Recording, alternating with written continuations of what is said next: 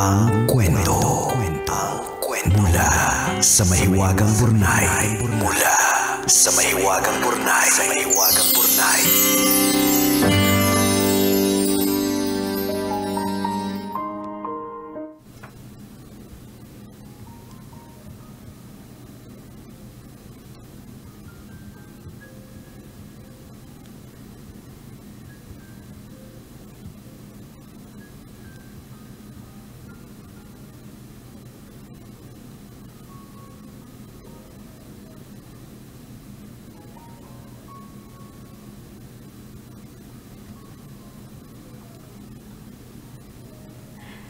Dear Nicole and Diego, itago niyo na lang po ako sa pangalang Chona, isang may bahay dito sa San Miguel, Bulacan. Sumulat po ako dahil punong-puno ng kaba, pag-alala, at konting takot ang puso ko. Sana po ay mabigyan ninyo ako ng payo kung ano bang nararapat kong gawin. Aaminin ko po na mabilis at matindi po akong magalit. Ito po ang malaking pinagkaiba namin ng asawa ko. Yung asawa ko po kasi kapag nagagalit ako, tahimik lang. Hindi po mainitin ang ulo niya. Ako po kapag galit, ramdam at alam mong galit. Kahapon po kasi nagkaroon kami ng matinding away ni Mister. Nainis po ako kasi hindi na ako natapos ng kalilinis. Ang kalat po kasi ng bahay namin. Yung asawa ko po hindi marunong magbalik ng gamit kung saan niya kinuha. Aray. Kung saan-saan lang po niya nilalapag. Ang dami pong mga tinamaan!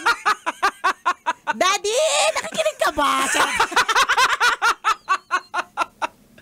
Ako na lang lagi ang nagliligpit. Pero guilty din naman ako dito, actually, Jegs.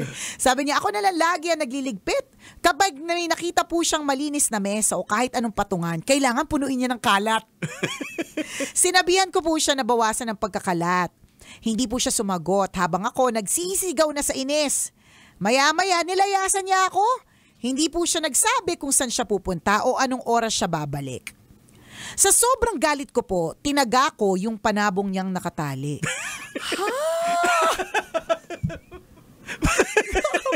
Sobrang war freak, girl! Talagang tinaga. Napatay ko po nang hindi sinasadya yung tandang. Ang ginawa ko na lang po para hindi masayang, ginawa ko pong tinola at inulam po namin ng hapunan. Nasarapan naman po yung mister ko sa tinola at hindi niya napansin na nawawala yung tandang. Pumasok po siya sa trabaho ngayon pero kung hindi man niya mapansin, mamaya pag uwi niya siguradong bukas hahanapin niya na po yung manok. Ilalaban po kasi niya yun sa sabong. Nicole and Diego, natatakot ako ng very, very light. Anong gagawin ko kapag hinanap na ng asawa ko yung manok? Magaling daw yon. Hindi pa natatalo sa laban. Salamat sa inyong payo, ang inyong tagapakinig.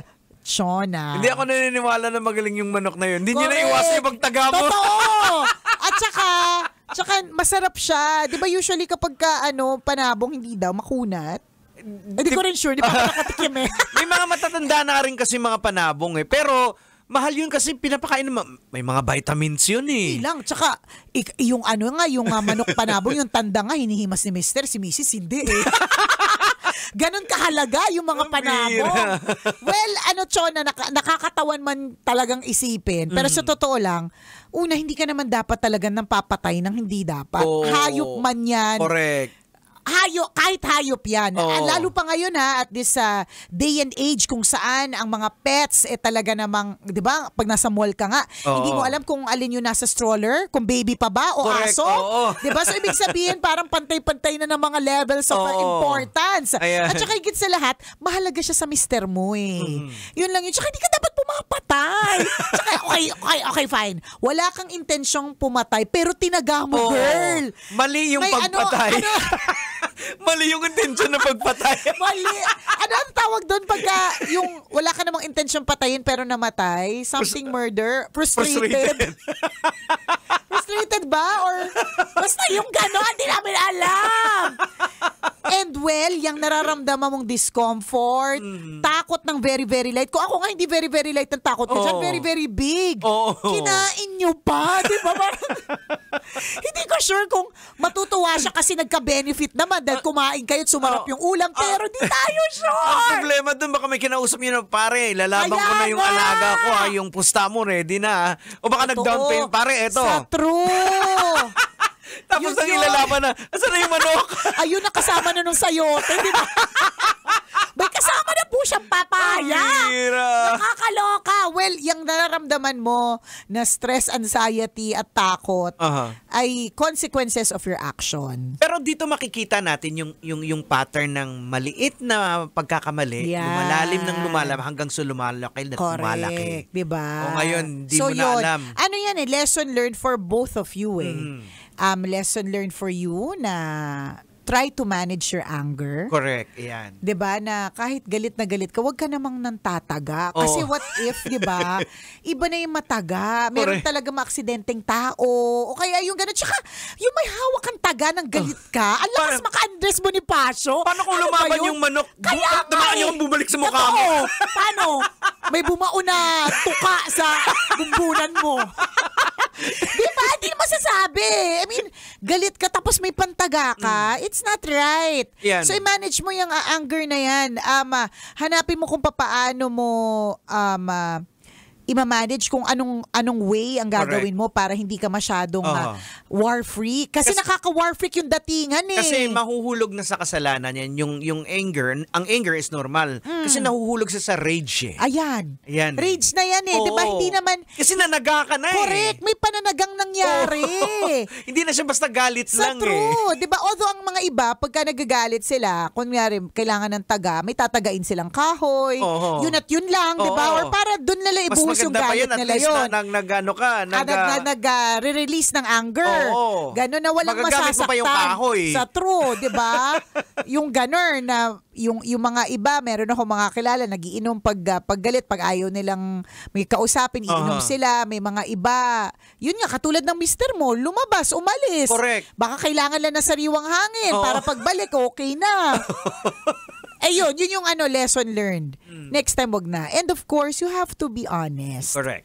Sabihin mo na.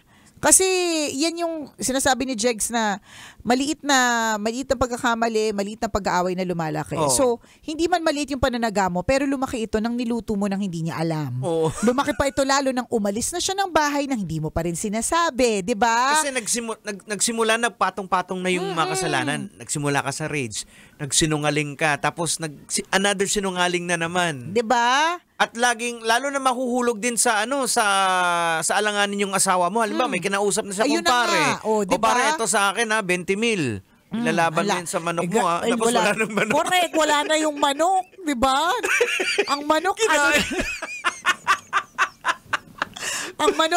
ang manok po ng asawa mo ay kasalukuyan na pong tinutunaw ng large and small intestines. Nakakaloka. I mean, we get it, nakakatawa. Natatawa kami ni Jegs, pero alam namin mabigat yan. But, again, kung magalit man yung mister mo at kung ano man yung maging reaction niya dito sa nangyaring problema, di ko sinasabing deserve mo, pero consequence yun ng ginawa mo. Diba? At hindi magandang indikasyon to na nagtatago, nagsisinungaling. Baka maging maging habit na eh. Tsaka dito din naman ay lesson para sa mister mo. Sana makuha niya din yung lesson na pinuno ka din niya eh. Na wag din niyang paabutin sa sukdulan. Nang nawala na talaga ikaw sa tamang pag-iisip. 'Di ba? Umabot dun sa ganun. Nakakapagod nga naman talaga. Gets mo yan eh. Pag ikaw ay tagalinis, tapos walang ibang ginawa yung mga tao kundi tagakalat, nakakainis naman kasi talaga. Gets natin yun. Pero tingin ko mas mag-concentrate ka, Chona, sa sarili mo kasi yung intro mo kaagad sa sarili mo, mabilis ka magalit. Kumbaga, ang maganda dito, Jegs, self-aware siya. And if you are self-aware of yourself, of your actions, 'di ba? Hindi man sa madali, pero gagawa ka ng ways para baguhin ito. Kasi aware ka eh. May mga iba tao hindi sila aware eh. Mo dapat to eh. Oo, correct. Kasi 'di ba, Jegs, kunyari, yung may mga ibang lahi, hindi sila aware na may amoy sila. Ganon. Kasi kasanayan nila eh. Sa kinakain, 'di ba? Pero Kaya di nila ginagawa ng paraan na na magpabango or whatever, Oo. ganyan. Kasi hindi Normal sila sa aware. kanila. Oo, Immune na sila sa Correct. amoy nila eh. Oo, ikaw, alam mo eh. Oo. Alam mo na na magagalitin ka, alam mo mabilis kang magalit, mabilis mag-init ang ulo mo, at alam mo nananaga ka. So, ibig sabihin, alam mo may mga nabibiktimang Show ng kumpara mo. taga! Huwag kang anong show ng taga! Ang huling kilala kong Chona. Di ba, ang lakas marites ng Chona. Pero wala pa ni si Chonang marites Kay Chonang taga!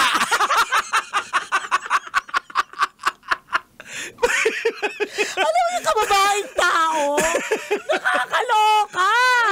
Kasi pag Ay, hindi mo na-address yung yung mabilis ka magalit, baka hindi natin masasabi na baka hindi lang manok ang susunod mong tatagain. Kaya nga. Kasi Diba? nawawala ka sa wisyo eh. Hindi, tsaka baka mamaya panindigan mo na yung Chonang taga. Meron sa amin sikat na niyan na Maria naman yung pangalan, Maria Maria. Labo. Ano naman yung When say Labo? Labo is taga eh. Saan yan Oo. sa inyo? Sa probinsya na usap-usapan. Maria Labo. Nantataga siya. Medyo may problema sa pag-iisip. Hindi parang kwento-kwento lang, parang aswang to, parang si Maria something. Labo, ganun. Si Maria Labo. Oh, tropa ka na, Chonang taga. Chonang taga. Tropa ka na niya. Oo. Nakakaloka. So, yun, haharapin mo talaga and sabihin mo na yung katotohanan. Kasi, ang ending dito, pag hindi mo sinabi, magsisinungaling ka pa, ay baka nakawawala, o acting ka pa. Ayan. O so ngayon, yung mister mo, yung sabi nga ni Jens, na baka mamaya tumaya na siya, nag-advance na ng 20K or whatever. 'Di ba? Magsisinungaling na din. Correct. So ngayon, pamilya na kayo ng mga sinungaling, O 'di di ba? kaya, baka may makita siya na kapitbahay, may kinakain na tinola. Correct. Baka yung manok ko yun. Oo. Bakit di naman kayo regal na nagtetinola? Oo. Ba't meron kayong manok? Oo, pagbintangan pa yung Pagbintangan kapitbahay. pa. Yan, patong na. Tingnan mo. Ayan. Yan na. Damay-damay na lang. Kung saan na umabot yung kwento. Yung tinapon mong balahibo naman, tinapon mo doon sa kapitbahay. Makita niya, balahibo na naman ako. Tingnan mo. Nag-ano ka pa, nagtatakip ka pa ng krimen, di ba? May mga madadamay pa sa paligid. Yun eh. So you just really have to tell the truth. And ano man ang maging reaksyon niya, tanggapin mo kasi ginawa mo yun. Ay. Pero hindi natin pinapawalang sala dito yung mister mo, ha? Oo, may mali Cause pa and effect yan eh. Correct, Diba? Ang cause, masyadong makakalatin yung mister mo kahit ilang beses mong sinabihan. Oo. Ang effect, naging Chonang Ayan. taga ka. Diba? So dalawa, it takes two to tango. Oo. Dalawa kayong may ambag Ayan. kung At bakit naging ganyan ang Oo. sinapit ng tandang. At isa pang nakakalungkot dito sa sitwasyon nito, kung may mga anak kayo at makita yung sitwasyon, yung mabilis kang magalit, ma-absorb ng mga bata yan. Totoo yan. Totoo yan na naniniwala ako na ang isang household ay hyper. Kung ang mga tao doon ay hyper. Ang isang household, bakit tahimik yan? Kasi mga tao dyan tahimik. Oo. 'Di ba? So yun din yung ma-absorb ng mga bata. Kung masyadong hyper na mainitin ng ulo, huwag tayo magulat yung mga anak mo Yung pareho kayo matataas na ng boses, Correct. ang aga-aga pa. Totoo. 'Di ba? Tayo naman natin 'yun. Mabrand na kayong pamilyang sinungaling, yung nanay na si Chonang taga, si tatay na tatay kalat, 'di ba? Lahat na may pangalan na kayo, may bansag na sa barangay ninyo. 'Di ba? Di ba si Chona taga ano yan? Ay, naku, saan ba to? Taga saan ba nga to si Chonang taga? Nakakaloka ka eh. Sana hindi masyadong magalit yung mister mo. Sana, yun na lang ang wish natin. Taga San Miguel, Bulacan. Yun. Sana maging kalma lang siya sa naging reaction. Sana ganito reaction niya na parang, grabe no, umabot ka sa ganyan dahil to sa kalat ko. Sana ganon. Oo. Pero di namin sure. Di mo sure kung ganun yung reaction. Di ba? Ayun, baka ang laban nun sa 24. Kaya nga eh. Ilalaban na nga eh. Ilalaban na siya. Next week. Tsaka, naku, nakakaloka. Naku. Alam mo baka mamaya pinupost niya pa yan sa Facebook. Baka marami ng profile picture yan. Ay, nakakaloka. May selfie na naman ako. Well, at least ang kagandahan dito, Jex, may memories naman. And what if ito lang yung katangi-tangi niyang manok? First time niya nag-invest sa manok, di ba? Ay, naku, nakakaloka. Well, harapin mo na lang itong naging sitwasyon na ito. Face the and consequence. Face the consequence and learn the lesson. Oo. Yun naman talaga yung mahalaga. Let us all learn the lesson. Yan. Ng taga. Oo, ng taga. Pero meron akong mga kakilala, Jegs, na kaya sila hindi kumakain na ng manok. Ay dahil may ganyan silang kwento. Alaga nila, niluto.